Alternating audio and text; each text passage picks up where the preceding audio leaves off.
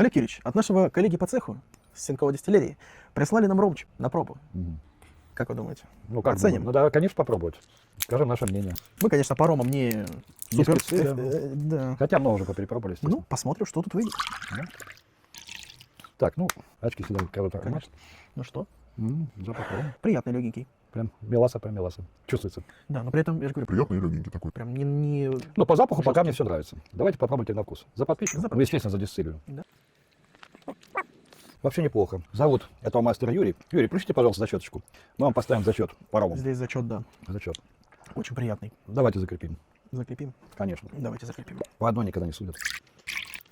А себе больше налили? Так, Как всегда.